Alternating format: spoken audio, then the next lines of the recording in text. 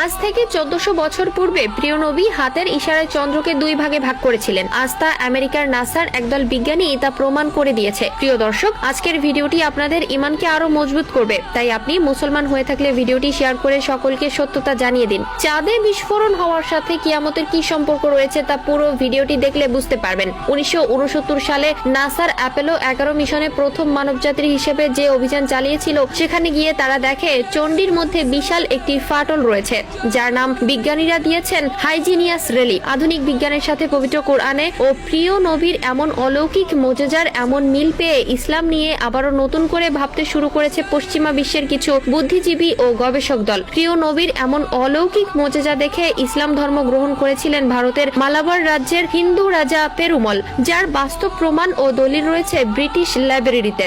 আমাদের প্রিয় নবীর আঙ্গুলের ইশারায় আকাশের চাঁদ দ্বিখণ্ডিত হয়েছিল। আজও বিশ্ববাসীর কাছে সেই বিষয়টি রহস্যময় রয়ে গেল, আর সেই রহস্য উদ্ঘাটন করলেন আমেরিকার একদল নাসা বিজ্ঞানীরা। হাদিসে এসেছে, আবু জাহেলের নেতৃত্বে থাকা একদল মূর্তি পূজারী বলেছিল, প্রিয় নবীজি আল্লাহর যে রাসূল তা বিশ্বাস করব যদি তিনি চাঁদকে দ্বিখণ্ডিত করতে পারেন। ঠিক তখনই প্রিয় নবী আল্লাহর কাছে দোয়া করে হাতের ইশারা করলে চাঁদ তৎক্ষণাৎ দ্বিখণ্ডিত হয়ে যায়। সুবহানাল্লাহ। পবিত্র আল কুরআন একটি চিরন্তন সত্য গ্রন্থ। এই কিতাব নাজিলের শুরু থেকে কিয়ামত পর্যন্ত এক ছিটে কোথাও ভুল নেই, কারণ কোরআনের প্রত্যেকটি আয়াত আধুনিক যুগে বিজ্ঞানীদের গবেষণার কেন্দ্রবিন্দু। বিজ্ঞানীরা প্রমাণ করে দিয়েছে পবিত্র আল কুরআন আল্লাহর প্রদত্ত একটি ধর্মগ্রন্থ।